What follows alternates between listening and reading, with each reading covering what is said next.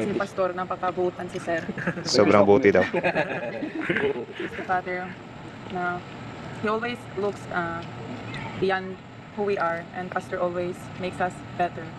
Marami talaga ang nagpapago sa amin dahil kay Pastor. Grabe, no? Napatingala talaga siya, men. Kita mo Na naman. hindi lang sa spiritual side, sa lahat ng aspect sa kinabuhi. Nagpago jud ni. Sa lahat, pati aspect ng buhay. Hindi lang masyadong maintindihan meron yung iba yung disiplina, di ba? So, kumusta mga kanoisy? Welcome back sa ating YouTube channel, Filipinoisy. So, ngayong araw, matindi to ang panonorin natin mula kay Bistak Pilipinas.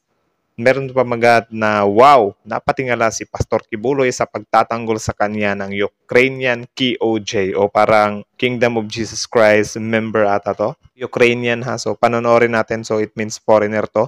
Meron itong thumbnail na mainggit dito si Risa at FL na patingala sa pagtatanggol. Ukrainian KOJ nagsalita. Bago natin simulan, Bisdak Pilipinas, supportahan nyo yan. Original video link na sa description box below. Tapos yun, kung trip nyo naman na ganitong reaction video may kasama kayo manood, syempre wag nyo na rin kalimutan subscribe yung YouTube channel natin, Filipinoisy. So, di na natin ito patatagalin pa. Simulan na natin. Again, ang title ng video ito, wow, napatingala si Pastor Kibuloy sa pagtatanggol sa kanya ng Ukrainian KOJ. Hashtag PRRD, hashtag Duterte, hashtag DDS. So, start. Dito pa kasi nadala doon sa mess hall namin eh. Lapit tayo, tabi ng Kingdom. So yung may mga, ano yung mga parents nila ng mga tungkulin nila? More ka din, sila sa GMC, meron silang kantin mo. Nagpa-fundraising sila sa kantin kasi captured market na yung GMC. Ang mga bata. So parang ito yung mga bata na sinusuportahan ni Kibuloy, ano? Tapos yung mga parent daw nila ay parang member. So actually, panonoorin lang natin to guys. Magbigay na rin tayo ng mga personal opinions lang din, and then yan, wag nyo na lang seryosohin, ano, may kanya-kanya naman tayong opinion, di ba? So, Mag-aaral. Pero nag-involve din sila sa youth activities, both in school and in the Kingdom. So, yung mga nagtatestify, alam din lahat. Kasi mga sinungaling, hinayaran. so kilala doon ng mga batang ito yung mga nagte-testify. Okay. Thank you ah. Thank you so much. Guys. Let's go to Pasenta and si Mary, ganito yung istorya niya. Punta siya ng SM. And then, yung mga Pilipino, ang tangkad naman ng babae nito. Tulis na rin masyadong ilong. Sabi ni Mary, istoryahe. Bisaya pala siya, men. Istoryahe daw. So ito yun, ito ata yung Ukrainian na nagsalita para kay Pastor Kibuloy, ano. So pakinggan natin, men. Ilan nakakatuig diri sa ako ang Kingdom of Jesus Christ? Ay mga Ilang taon ka na? 20 nakatuig. 20 years na daw siya dito, guys. I-translate lang natin yung ibang mga sinasabi Bisaya. Baka yung iba sa inyo dyan hindi makaintindi. So, 20 years. Nanay mong 12 pamilya? years as a worker. 12 years as a worker. 20 years. 20 years siyang nandyan, tapos 20 years as Nanay mong worker. mga pamilya diri tanan. Dili ako lang. Ikaw lang. Nandito ba daw yung family niya? Sabi niya siya lang daw ang nandito. O sa Bisaya diha. Anong naka-decide dito? Naka-decide siya? Naka-decide mag-worker? Ano po ako? Matagal ako ng member, young people ako sa una. Tapos, and every year kasi we have a youth camp, like youth congress. So once I attended it, I feel that I want this kind of life. I want to dedicate my life to God. Unsay pagtan-aw nimo kay pastor, iyang karakter? Anong tingin mo sa karakter ni Pastor? Yun yung tanong, ano? Panguyang-uya lang ng chewing gum si Pastor, eh. Tuloy. Is the Father actually. Si Pastor, napakabutan si Sir. Rapist daw ko, Mary. The Father. Anong sinabi ni Kibuloy? Wait lang. Iyang karakter. Is the Father actually. Si Pastor, napakabutan si Sir. Sobrang buti daw. Is the Father na he always looks beyond who we are, and Pastor always makes us better. Marami talaga ang nagpapago sa amin dahil kay Pastor. Grabe, no? Napatingala talaga siya, men. Kita mo Na naman. hindi lang sa spiritual side, sa lahat ng aspect sa kinabuhi. Nagpago jud ni. Sa lahat, pati aspect ng buhay. Hindi lang masyadong maintindihan meron yung iba yung disiplina, di ba? Ikaw yung ba undergone discipline also, di ba? Parts and ano yan siya, parts and partial sa kingdom. Na So sinabi ni Kibuloy dito na parang kiniklaim niya talaga na totoo yung merong disiplina. Kasi nga daw, need din naman tao talaga ng disiplina. At according dito kay Mary, na sabi ni Kibuloy na maskin ikaw, di ba, you undergo discipline. Tapos sabi naman ng member niya na, oh, of course, kasi yun nga, di ba, you need to face your fault or mistake, something like that. So, tuloy. Siyempre, may na panahon na magawa ka ng mga mistakes. So, Yun. kailangan mo yan harapin. Pero pag magpakaubos ka, madali lang yan. Pero kung parali mo ng mga garbo mo, dili jud ka madugay dili. Pag magpakumbaba ka daw, madali lang yan. Pero kapag inaakyat mo yung pride mo, hindi ka daw talaga uubra dito. Okay. Una akong masulti. Yun yung masasabi niya. Hindi po yung Tagalog? Opo. Okay. Ano po yung inyong masasabi doon sa mga accusations kay Pastor Kibuloy? Actually kilala namin yung nag-accusa kay Pastor. Sa una kami na parang same batch kami. Halos kasabay kami nag full time, halos kasabay kami nag-worker. So kilala namin sila. At unlike sa akin, more sila nagstay dito sa Pilipinas. Ako kasi nag-worker ako, nag-missionary ako abroad. So sila, araw-araw kasama nila si Pastor. Ako twice a year lang ako uuwi at pinakamatagal magstay ako ng 4 months. Which is every worker, kahit saan ka pupunta, our desire is to be here. Pero syempre dahil malaki ang gawain, pinadala kami sa iba't ibang bansa. So ang masabi ko lang na talaga, palad sila na kasama niya si Pastor araw-araw. At kung masasabi nila na Parang inggit pa daw siya, sila 2012, 2013, bakit 2021 lang sila umalis? Which is hindi na siya ma-reconcile ang kanilang statement. At nagbalik-balik At pa. nagbalik-balik sila. Sabay kami umuwi sa Ukraine, nag-concert kami doon, nag-invite sila ang kanilang parents dito. So, hindi man sila credible, hindi paniwalaan ang kanilang akusasyon. Actually, nakakapagtaka kami na naman sila, nagbago ang kanilang testimony, nagbago ang kanilang statement. Bigla-bigla. Yun din. So, dito nga, pati yung member ay alam niya na or medyo nagdududa nga siya kasi bakit nga daw ganun yung mga nangyari, paiba-iba pa ng mga statements whatsoever. So, maskin siya, or siguro hindi din natin siya kasi syempre itong si Mary kasi nasa side siya ni Pastor. So, of course, lahat din ng sasabihin ni Mary ay magdi-disagree din doon yung mga dito sa kampo nila Risa Hontiveros, di ba? So, wala, sobrang gulo talaga nito, men. So, tuloy natin. Tapos, copy-paste ang mga statement nila. At first Yun, place, copy-paste. kung sasabihin nila na ito ang reason bakit sila lumabas, paniwalaan pa sila. Pero at first place, hindi yan ang dahilan bakit sila umalis. Ano po dahil? Yun. Iba-iba, nang gusto nila magkaroon ng pamilya, ayaw nila ng buhay ng missionary, ganyan. Gusto nila makipag-boyfriend, lakwat. So, dapat single lang pala dito sa simbahan nila? Ganun ba? Parang Madrid din pala. Ganun ba? Comment down below nga, guys. Wala kasi akong ganong dito, men. So, Siya sa yeah, labas. comment. Ganyan. Iba-iba na ang kanilang dahilan. Nagsimula yan, Mary, nung Nung pandemic, wala nang travel eh. Oo. Before pandemic, every year nagta-travel tayo eh. All over the world. So they are with us. Nung nagta-travel kami, masaya. Punta ka ng Hong Kong, punta ka ng Amerika, punta ka ng iba't iba. Masaya. At saka, 5-star hotel, 5-star pagkain, lahat.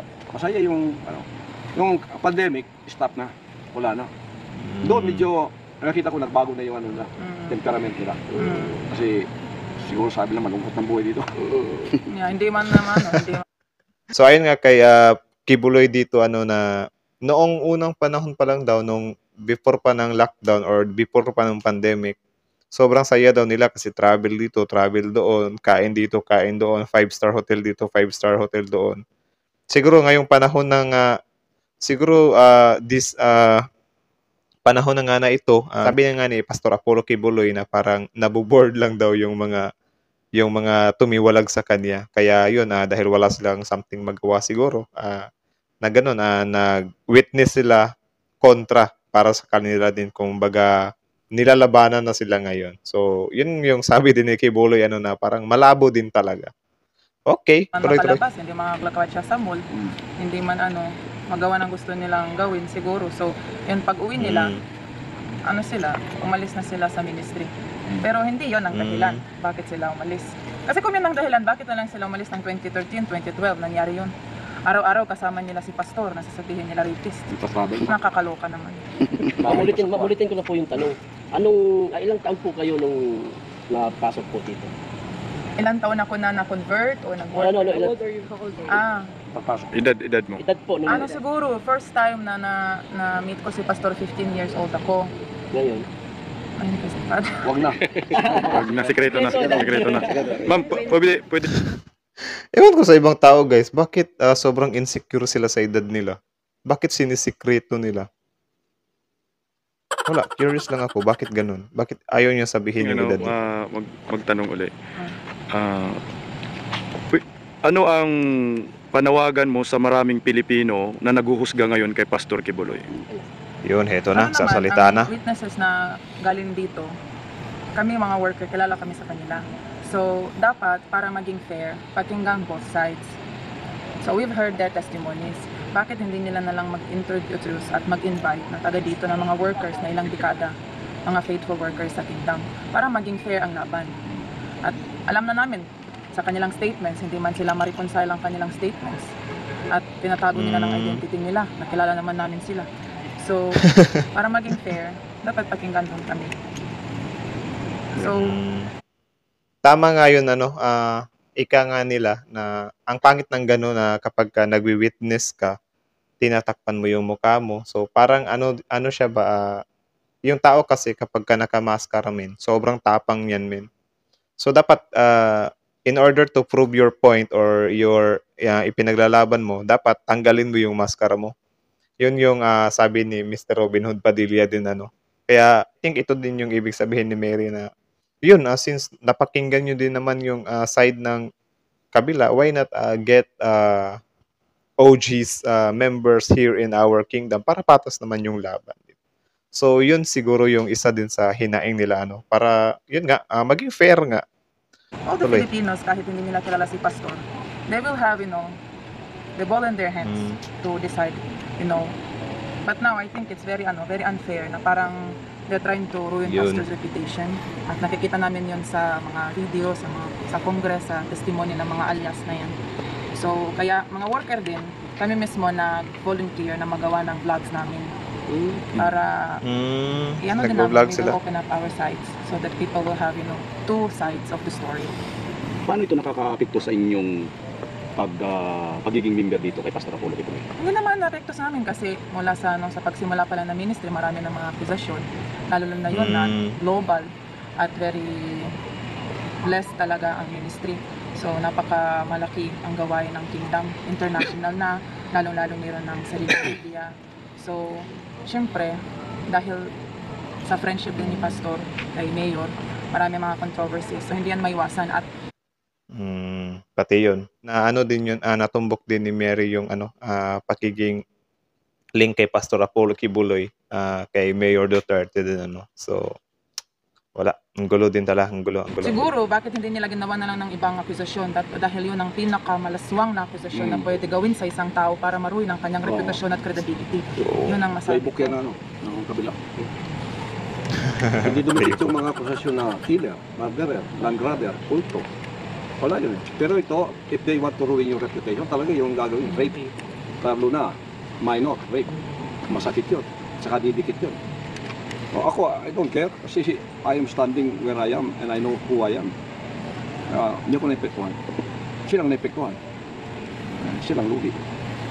Pero yung nakakilala sa amin dito, pati yung mga workers na lumabas, kilala nila lahat yun.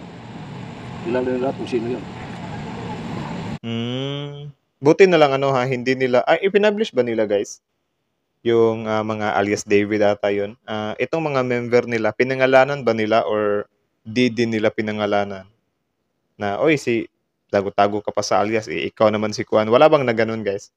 Comment down below nga kung in-reveal ba nila yun. Yung mga dating member, in-reveal ba yung mga name nila ng mga solid member? Let me know, guys. Let me know. We are not living in a cave naman eh. Wala kami sa kuweba eh. Tama. Nasa TV, nasa lahat. Ay yung mga nakusa na yun, umawit pa sa aquarium, nagsusolo pa yun. Meron man na rin na ang saya-saya. 7 years, babalik-balik pa. Balik-balik nila sa rapist. Napakano sila. Pinagpala naman. So what is your short and final message today? Ay, sa nag-akusa. Sa nag-akusa. Ay, wala na kaming ibang message. Actually, hindi na namin gusto na makarating sa ganitong punto. But they are the one who throw the first stone. So na yun, kami magdidepensa kay Pastor. Yun. Na dapat malalaman talaga ng both sides of the story. At kung Tama. gusto nila if they want justice, then bring it to the court. That's the right place for them to Tama. receive justice. Tama naman, may point naman ano. So yun, mula kay Bisdak Pilipinas, original video link nasa description box below. Supportahan nyo yan guys, i-subscribe nyo, panoorin nyo.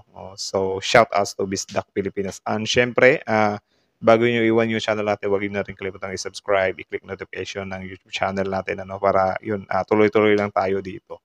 So again, Bisdak Pilipinas, description box below. So kita nyo naman or rinig nyo naman ano, na patungkol nga dito kay Miss Mary na member ng KOJ, which is yun nga, sabi niya nga dito na panawagan niya na sana maging fair yung laban, di yung puro na lang yung nag-aakusa or mga kunyari witnesses yung pakikinggan. Dapat both sides din daw talaga. Why not daw kumuha ng mga OG members nila para ipantatapat doon kasi sobrang pangit daw naman kung ganun nga yung mangyayari, di ba, na size. Tapos yung sabi niyo naman or tapos yung patungkol naman sa hearing doon sa Senate, siguro rinig niyo naman na sinabi mismo ni Mary na if you want really good or naharapin kayo, let's bring this to court. Yan din yung pinagdidiinan ni Kibuloy before na ayaw niya talagang pumunta dyan sa Senado. Ang gusto nila is sa korte.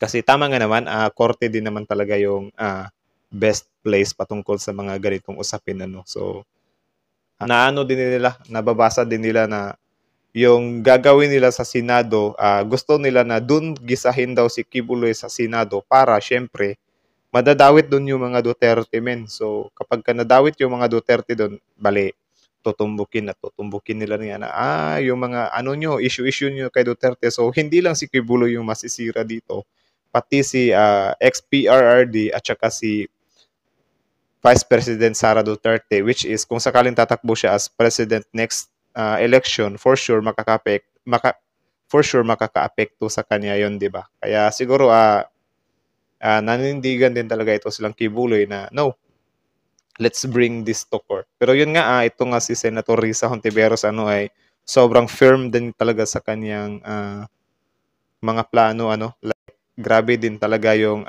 how she manipulates or how she ang tawag diyan mga plano niya ba na dalhin talaga sa Senado, gumagawa talaga siya ng mga perfect na tawag diyan, mga pamamaraan ano. So yun actually, di ako pumapanig kay Risa Hontiveros, di din tayo totally papanig kay Kibuloy. Kasi nga, yung mga accusations na yun, need yung mapatunayan need yung lapagan ng mga ebidensya. Pero yun nga, since bawat panig ay merong mga sinasabi, sino ba naman tayo para humusga dyan, di ba? So, hintayin na lang natin yung resulta talaga, ano?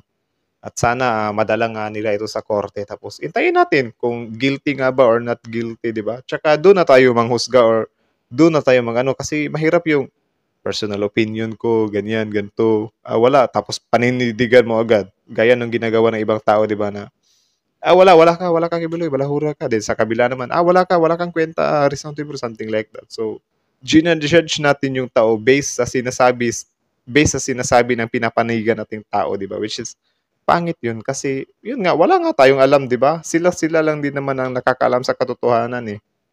Kaya tayo na manunood lang tamang lang tayo, pakikinig, tapos kung may analyzation man tayo or mga analysis, sa atin na lang yun or yung hindi natin yun need ipagdiinan kasi nga mahirap kasing mag one side sa mga ganitong usapin.